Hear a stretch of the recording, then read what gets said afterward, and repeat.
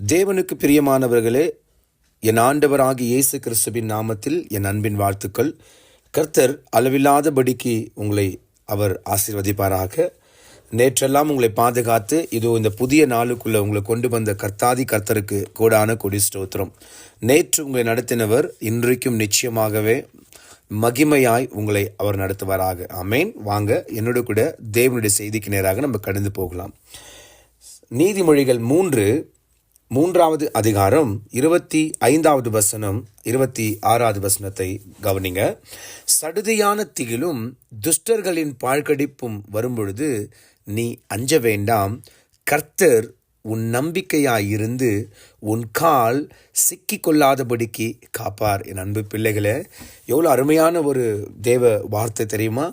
நிச்சயமா பாருங்க, உங்களுக்கு பயங்கரமான ஒரு திகில் பயம் வரும் பொழுது, இல்லை உங்களை பாழடிக்கணும், உங்களை நோகடிக்கணும், நீங்கள் இல்லாமல் போகணும்னு நினைக்கிற துஷ்ட ஜனங்கள் உங்கள்கிட்ட இருக்கும் பொழுது நீங்கள் அஞ்ச வேண்டாமாம். அதாவது நீங்கள் பயப்படக்கூடாதாம்.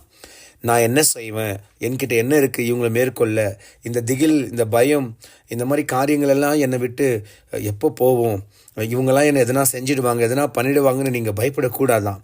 கீழே வசனம் சொல்லுது, கர்த்தர் உன் நம்பிக்கையாயிருந்து உன் கால் சிக்கி கொள்ளாதபடிக்கு காப்பாரா. கவனிங்க, அதாவது நீங்கள் அவர் மேலே வச்சிருக்கிற நம்பிக்கைக்கு அவர் பாத்திரராய் இருந்து, உன் நம்பிக்கை உனக்கு அவர் நம்பிக்கையாய் இருந்து நம்பிக்கையை கொடுத்து, நீங்கள் அந்த துஷ்டர்களுடைய கையிலும், நீங்கள் அதாவது கண்ணுக்கு தெரியாத தீய சக்திகளோட செயல்பாடுகளில் போய் நீங்கள் சிக்கிக்கொள்ளாதபடிக்கு, அநேக விபத்துகள் ஆபத்துகளை நீங்கள் சிக்கிக்கொள்ளாதபடிக்கு உங்கள் கால்களை அவர் காப்பாராம். எத்தனை பேருக்கு புரிஞ்சிச்சுன்னு தெரியல.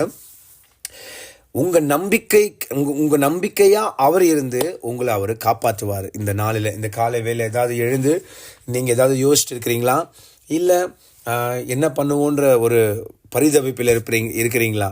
இங்கே ஆண்டவர் சொல்கிறாரு, நான் உன் நம்பிக்கையாக இருந்து உன்னை நான் பாதுகாப்பேன், உன்னை நான் காப்பாற்றுவேன், கவலைப்படாத.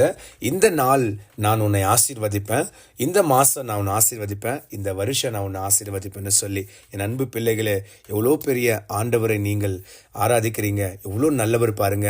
அப்பா எல்லாம் கஷ்டத்துலேருந்து உங்களை காப்பாற்றுவார். அப்பா எல்லாம் பயத்துலேருந்து உங்களை காப்பாற்றுவார். ஏசப்பா உங்கள் கால் எங்கேயும் இப்போ சிக்கிக்கொள்ளாதபடிக்கு உங்கள் கால் நல்ல பாதையில், நல்ல வழியில், நல்ல மனுஷனிடத்தில் போக அவர் அனுமதிப்பார்.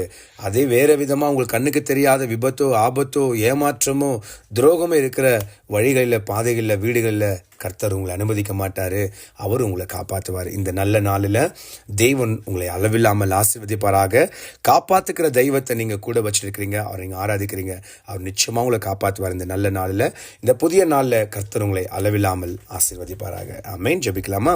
பரலோக பிதாவே, என் தேவனாகிய கர்த்தாவே, அருமையான தேவ வார்த்தைக்கு நன்றி, கோடான கொடி ஸ்தோத்திரம். நேற்று நடத்தினதுக்கு நன்றி, இன்றைக்கு நடத்த போகிற கிருபைக்கு நன்றி ராஜா. உன் நாமம் மகிமைப்பட்டும். இயேசுவின் நாமத்தில் ஜெபிக்கிறோம் பிதாவே. ஆமென்.